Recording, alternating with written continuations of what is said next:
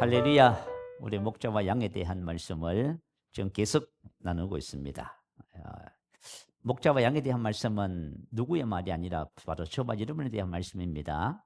저와 여러분이 하나님과 관계 속에서 하나님은 목자가 되시고 저와 여러분의 양이 됩니다. 이 관계를 잘 정립을 하면은 여러분의 인생의 삶에 큰 축복이 됩니다.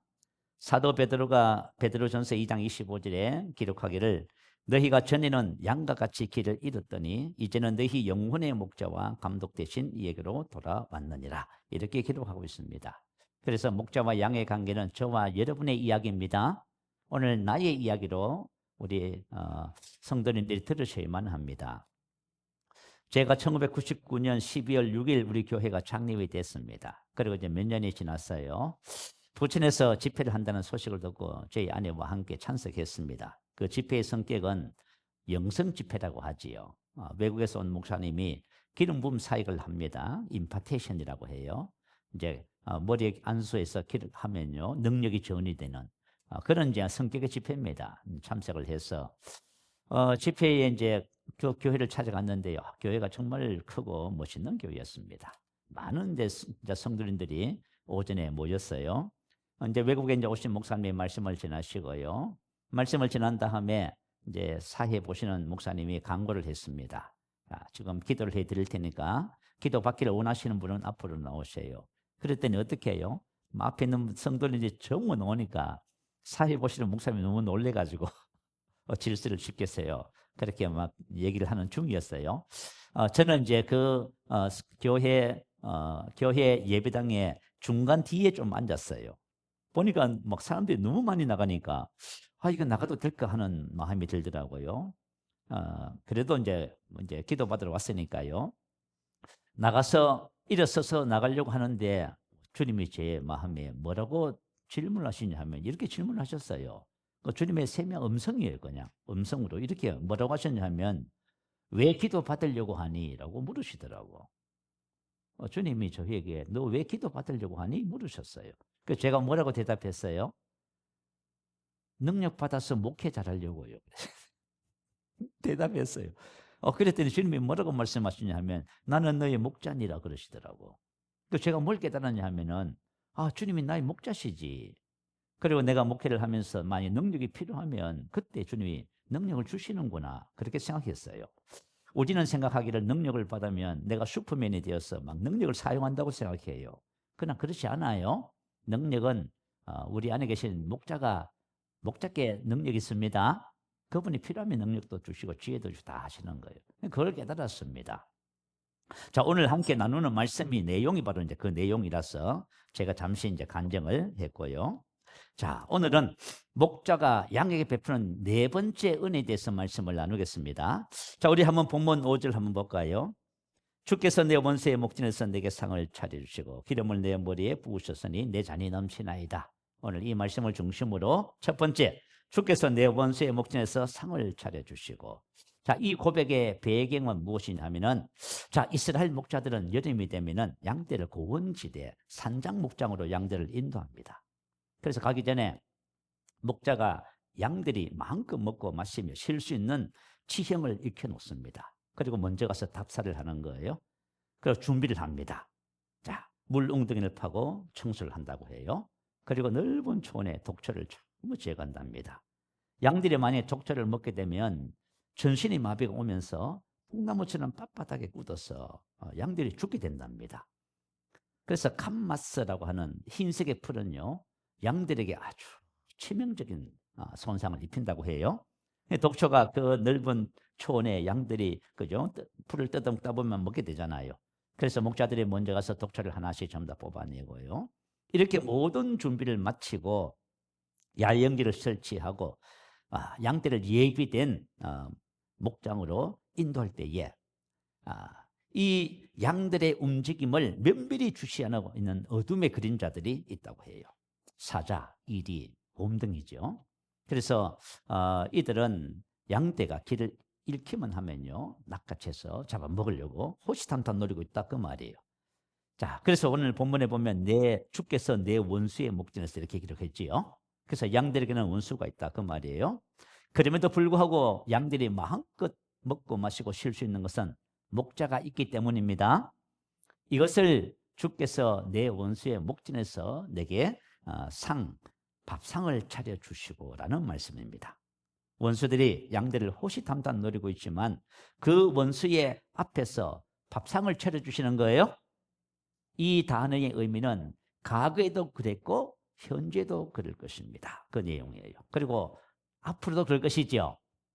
그래서 저와 여러분이 목자를 만나면 목자가 저와 여러분 원수의 목전에서 상을 차려주십니다. 자, 성경에는 예수님은 우리의 선한 목자라고 말씀하시지요. 예수님께서 오셔서 준비한 상이 있어요. 오늘 그것을 한번 살펴보도록 하겠습니다. 마태복음 15장 21절에 보면 예수님께서 게네사렛에서 사역을 하시다가 갑자기 들어와 시돈 지방으로 자리를 옮기셨습니다.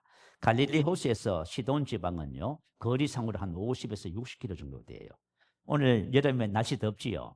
이 더운 날씨에 한 50km, 60km 길을 걸어간다고 한번 생각해 보세요. 얼마나 힘들겠어요? 주님께서 이방 땅으로 갑자기 가셨어요. 자, 주님이 그곳에 가시니까 주님이 오신다는 소식을 듣고 가난한 여자 한 사람이 찾아와서 소리를 지릅니다. 내 딸이 흉악히 귀신 들렸습니다. 나를 도와주시옵소서. 그러니까 소리를 아무리 질러도 예수님은 침묵하셨고요. 그래서 그 광경을 살펴보던 제자들이 너무 안타까워서 주님, 여자가 뒤에서 소리를 지릅니다. 그랬더니 예수님이 이렇게 말씀하셨어요.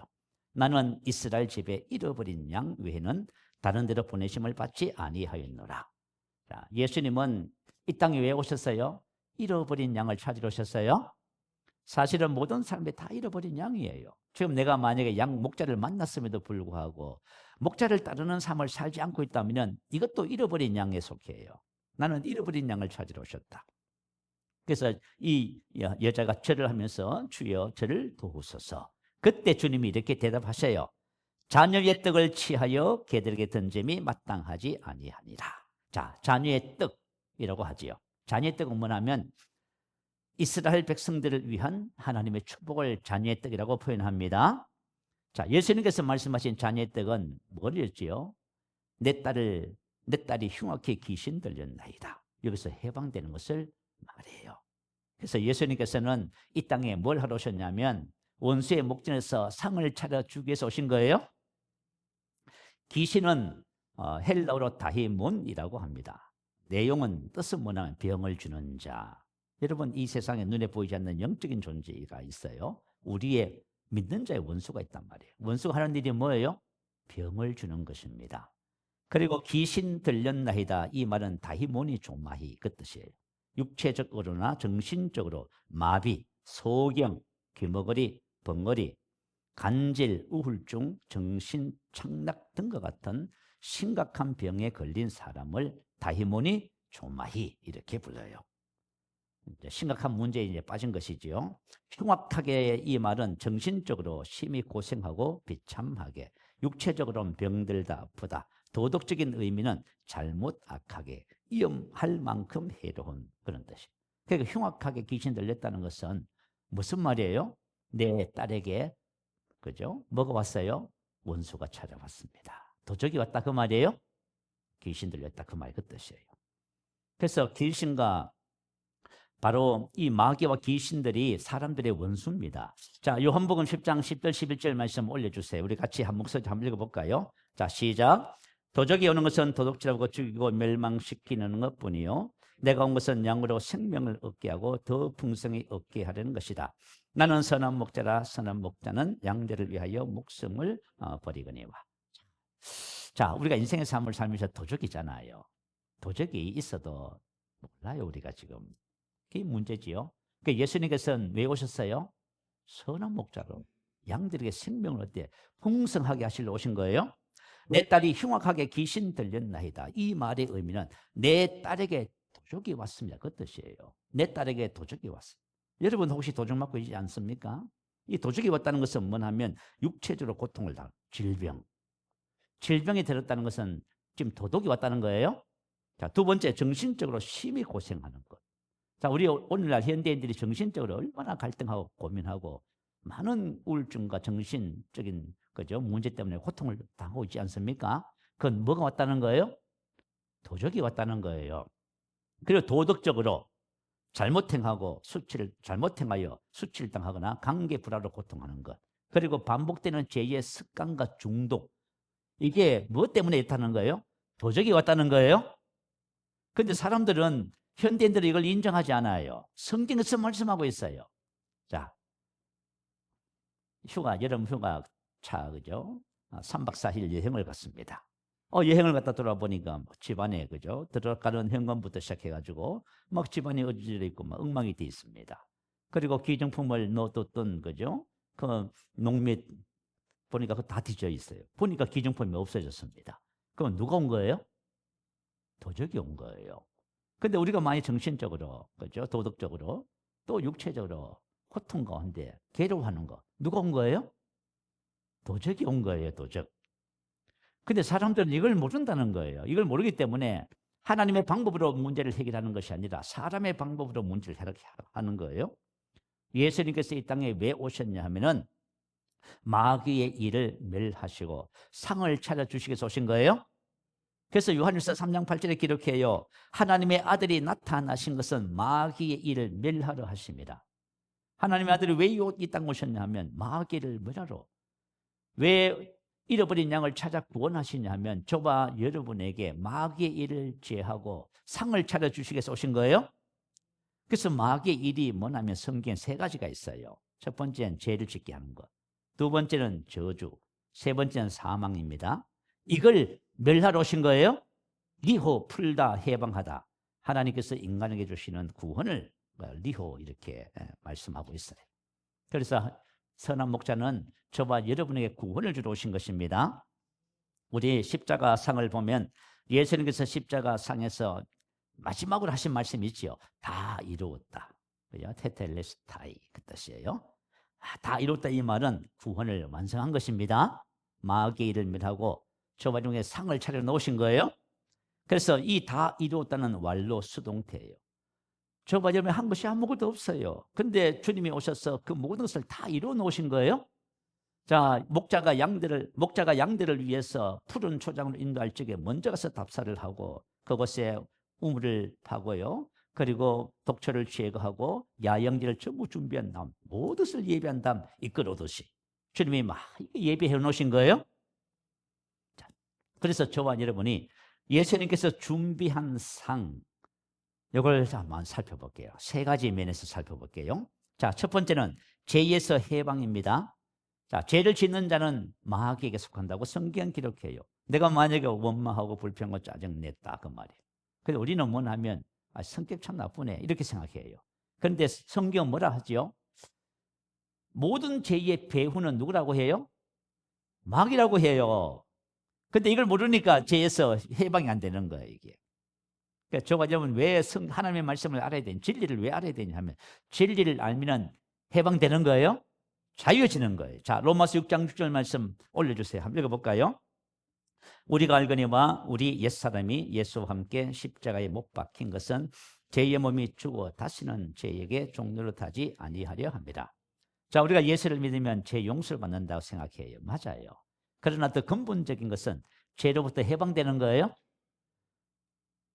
참 너무 신기하지요. 사람이 이 세상에 태어나서 죄를 짓지 않는다. 그죠? 그리고 하나님의 말씀대로 살 수 있다. 너무 신기하잖아요. 우리가 알거니와 우리 옛사람이 예수와 함께 십자가에 못 박힌 것은 죄의 몸이 죽어 우리가 죄에게 다시는 종노릇하지 않습니다. 온 인류는 죄의 종이 됐습니다.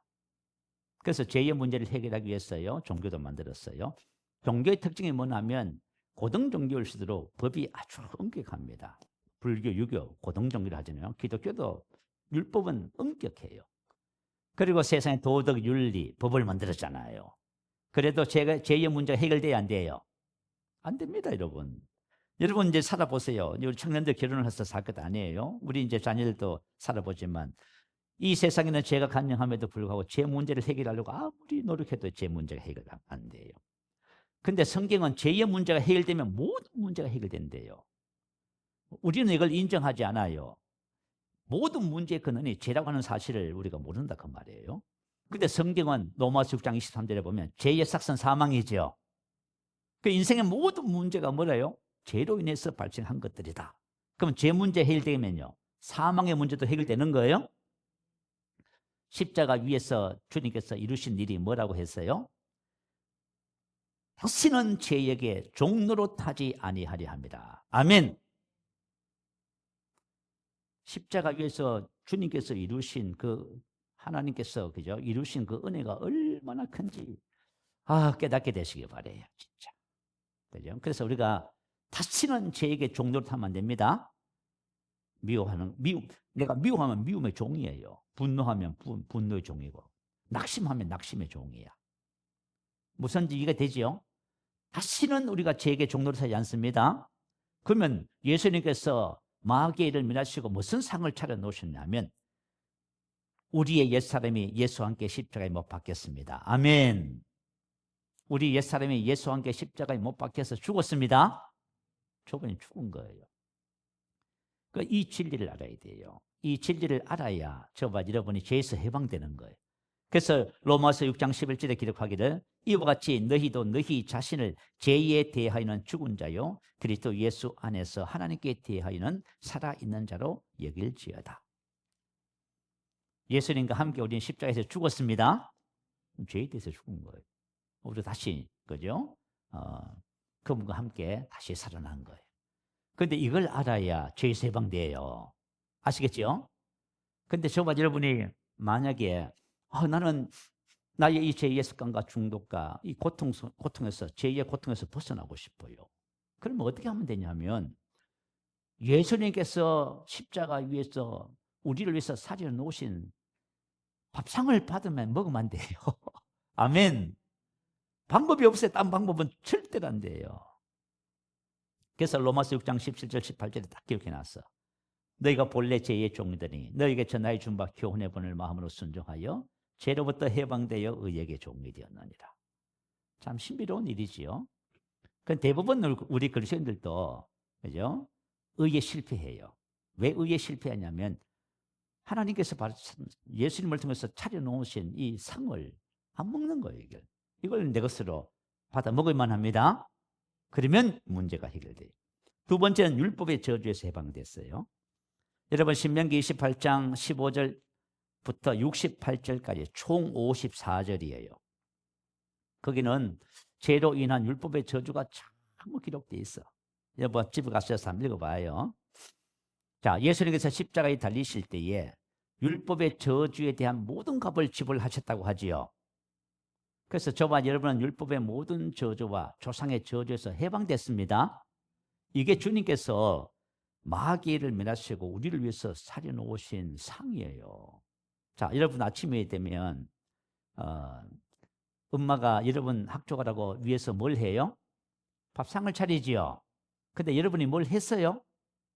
아무것도 안 했지요. 근데 그 밥상을 먹으면 되지요.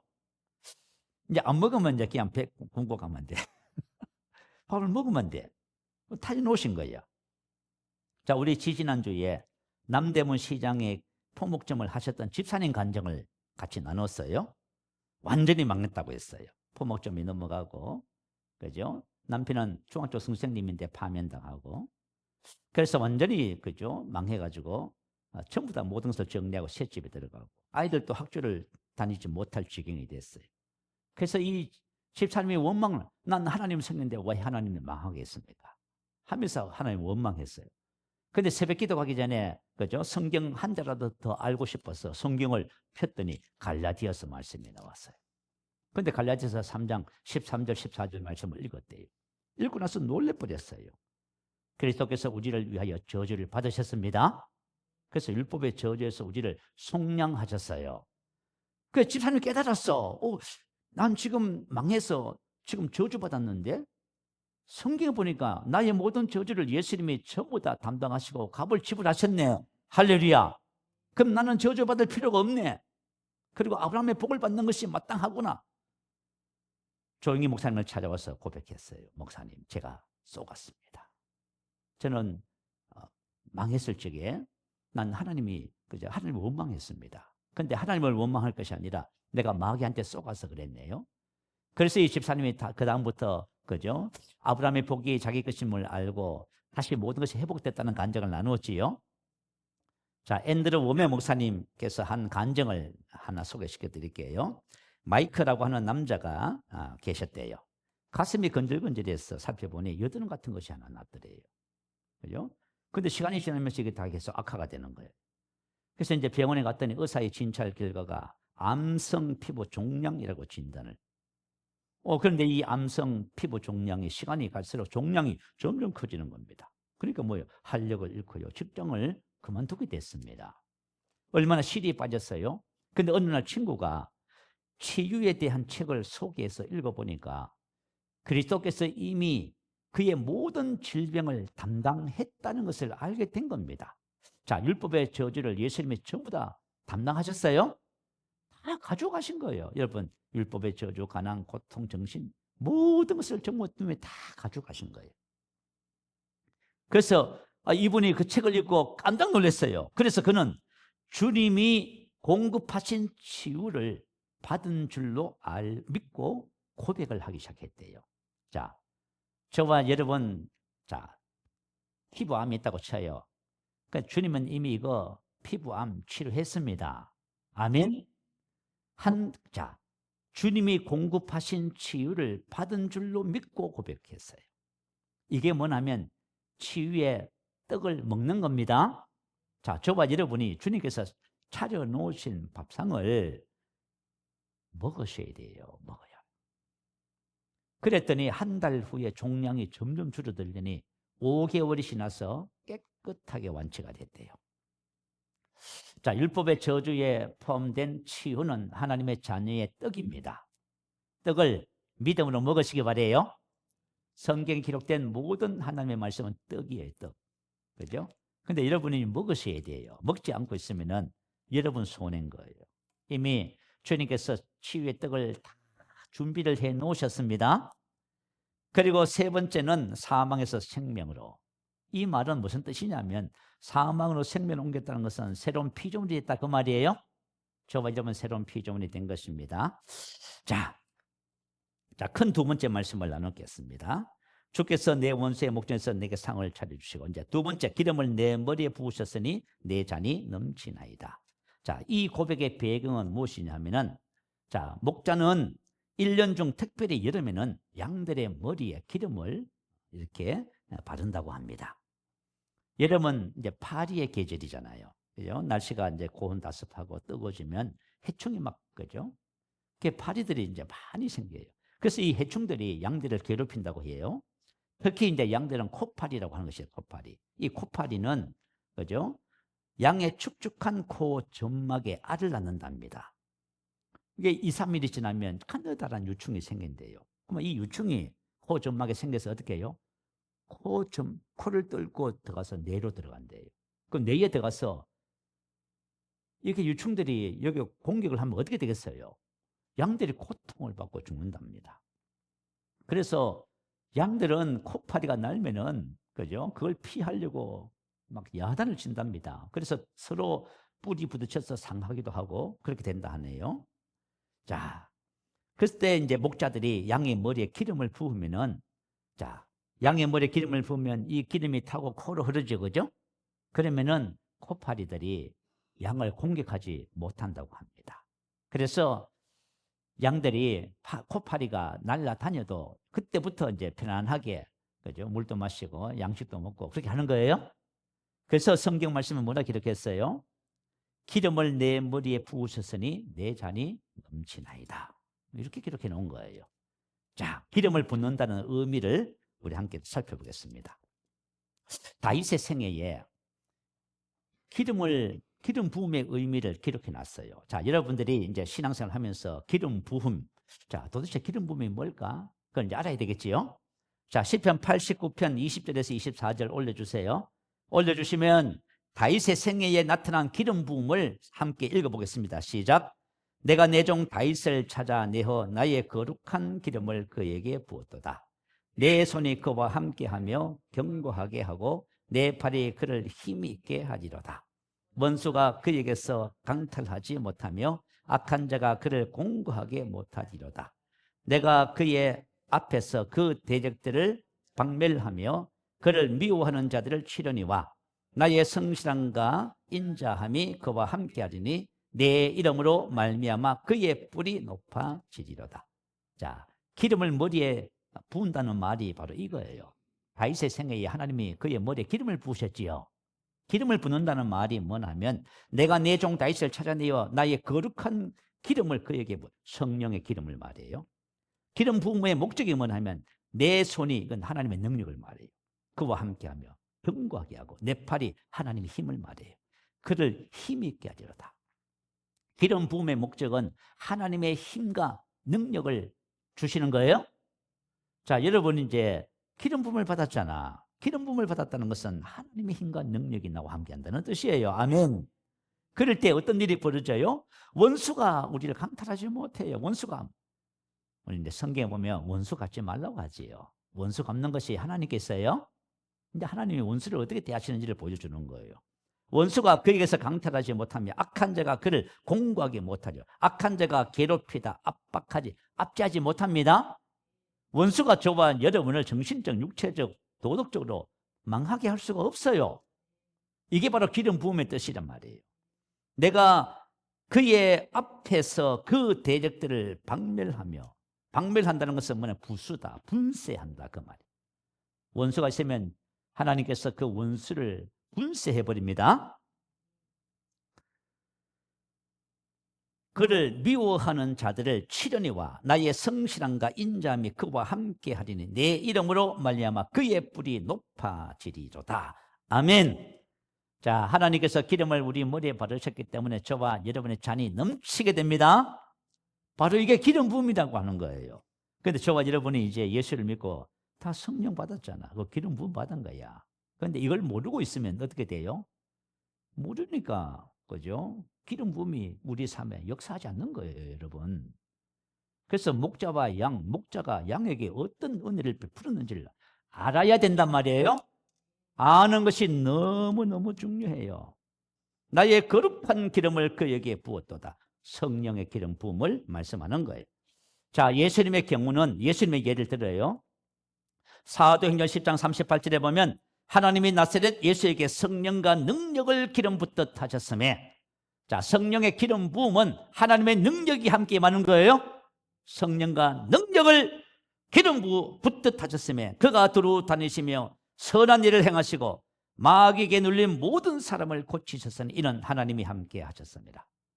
이제는 우리가 원수에게 당하는 것이 아니라 원수에게 고통당하는 사람들을 구원하고 해방하고 풀어줍니다. 그게 기름 부음의 의미예요. 하나님이 양들에게 기름을 부으시는 거예요. 그래서 예수님의 사역의 모든 그죠? 비밀이 뭐지요? 기름 부음이 있습니다. 하나님의 나사렛 예수에게 성령과 능력을 기름 붓듯 하신 거예요. 다윗이 이걸 알았어요. 다윗의 담대함, 지혜, 승리가 뭐예요? 기름 부음이 있었어. 다윗은 이걸 너무 잘 알았어. 그래서 고백하죠. 나의 힘이 되신 여호와여, 내가 주님을 사랑합니다. 주님께서 힘으로 나를 띠띠우시고, 다윗이 전쟁에서 인생의 삶에서 항상 승리할 수 있었던 비결이 뭐지요? 바로 기름 부음을 알았기 때문입니다. 그래서 기름 부음을 의지하는 거예요. 우리가 인생을 살아가면서 만약에 우리 학생 때에 목자와 양의 관계를 알고 하나님께서 나에게 주시는 그 축복들을 진짜 알고 그죠? 살아간다면 얼마나 복이 될까? 참.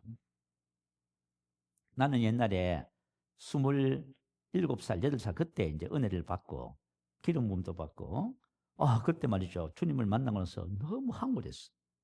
그래서 제가 주님께 뭐라고 기도했냐면, 주님, 저를 초등학교 때부터 불러주시지 않고 왜 이 나이에, 사실은 우리 주님께서 계속 말씀했지만 제가 들을 기가 없어서 못 들은 거예요. 들을 기가 없어서 못 들은. 그 주님이 뭐라고 하세요? 내 은혜가 내게 족하다. 주님께서 우리 학생들에게 지금 계속 말씀을 하시잖아. 근데 들어요, 못 들어요?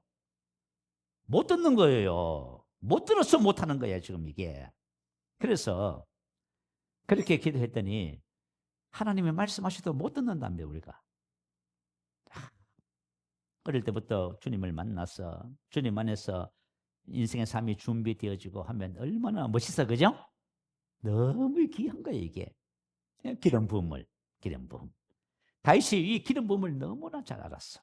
그래서 사울이 다윗을 추격하고 죽이려고 했잖아요. 엔게디 강야에서 굴 속에 숨었는데 사울이 3,000명의 용병들을 데리고 다윗을 추격해 갔다가 그 굴 속에 뭘 하러 들어갔어요?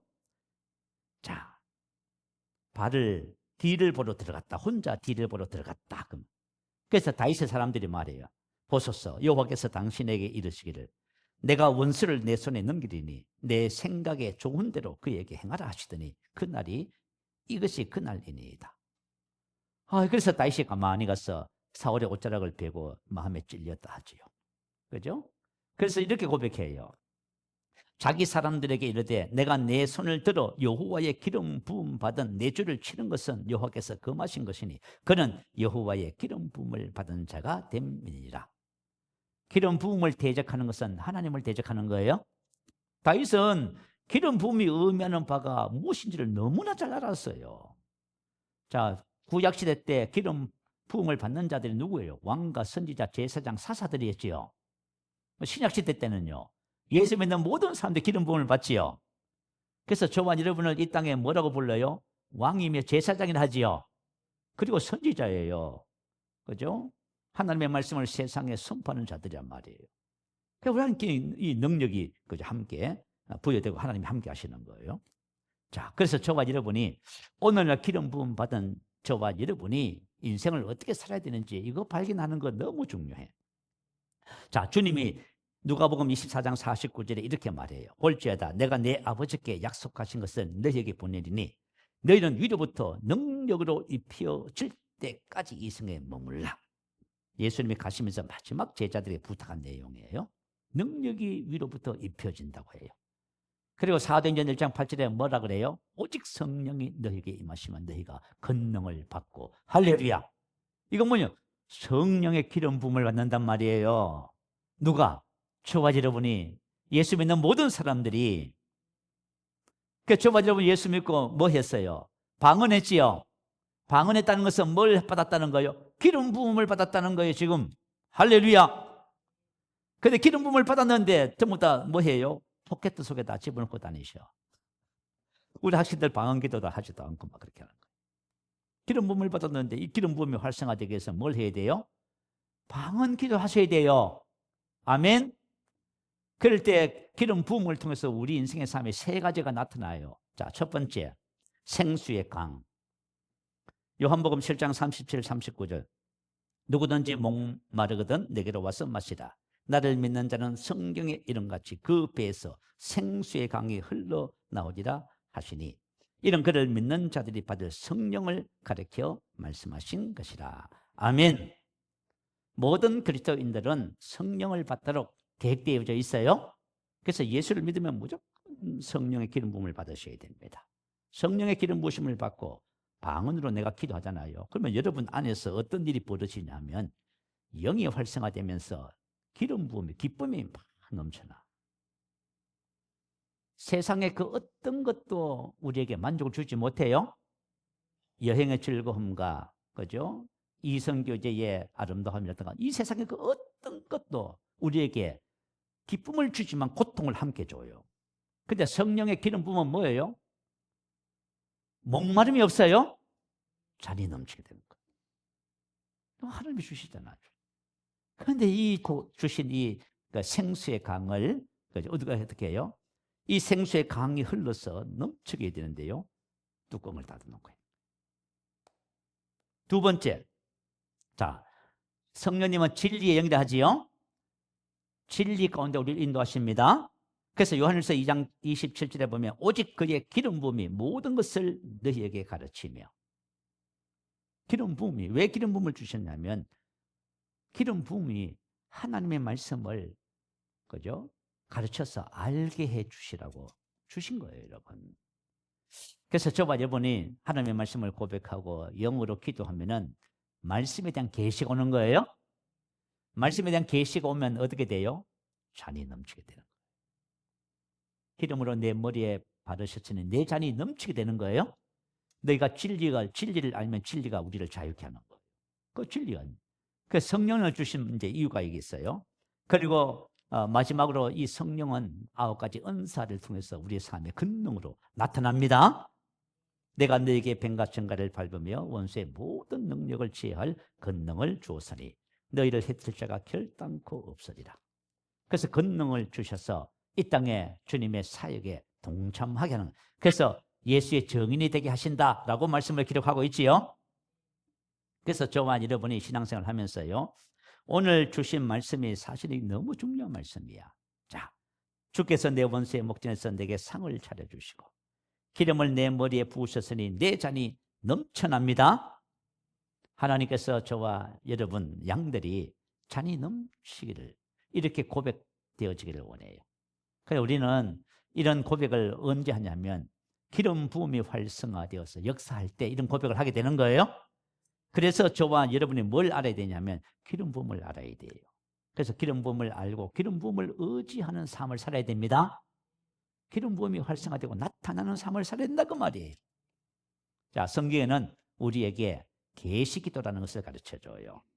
이 계시기도가 뭐냐 하면 에베소서 1장 17절부터 20절까지 있지요. 사도 바울이 교회를 위한 중보기도예요. 특별히 19절 20절은 이 내용을 담고 있어요. 그의 힘의 위력으로 역사하심을 따라 믿는 우리에게 베푸신 능력의 지극히 크심이 어떠한 것을 너희로 알게 하시기를 구하노라. 자, 성령님은 알게 하시는 은혜를 주셔요. 이미 우리가 기름 부음을 받고 뭘 받았어요? 능력을 받았단 말이에요. 능력을 우리가 다 받았어요. 근데 문제는 뭐냐면 능력을 받았는데 능력을 모르고 있으면은 이제 능력이 활성화되지 않아요. 활용되지 못해요. 그래서 능력에 대해서 말씀을 기록하고 있어요. 20절은 그 능력을 이렇게 설명해요. 그의 능력이 그리스도 안에서 역사하사 죽은 자들 가운데서 다시 살리시고.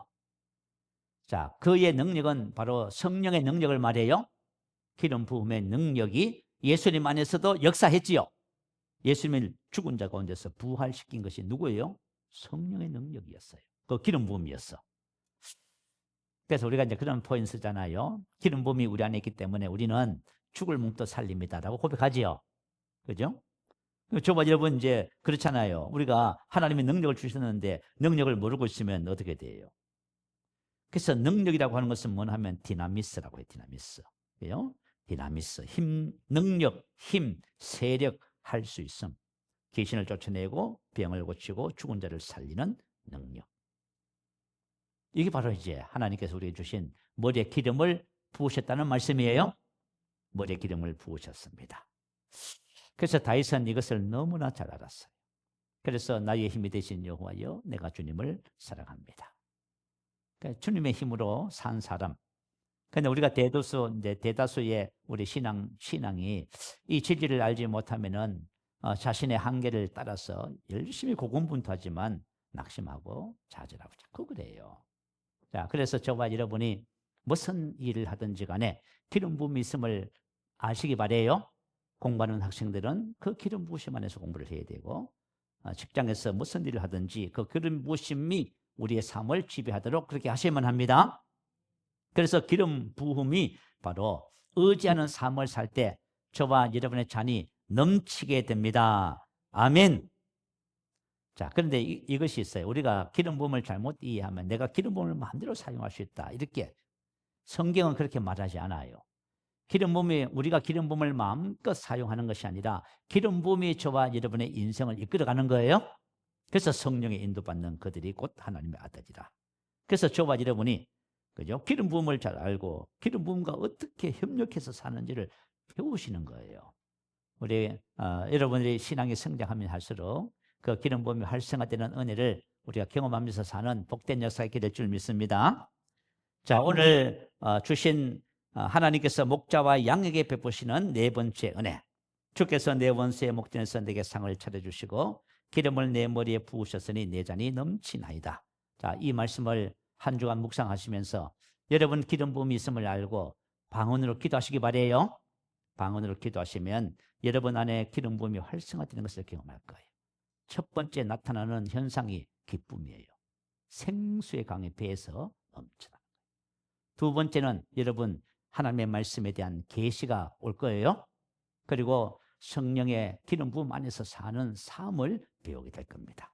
이거는 그냥 되는 것이 아니라 그냥 하나님께서 우리에게 순차적으로 이렇게 우리가 기름 부음을 알고 방언으로 기도하고 이렇게 하면서 배워가는 거예요. 한 번에 다 할 수 없어요. 조금씩 조금씩 배워가면서 우리가 성숙해가는 그런 삶을 살게 됩니다. 아멘. 말씀을 생각하면서 우리 할렐루야 한번 크게 부르시고 기도하겠습니다. 할렐루야.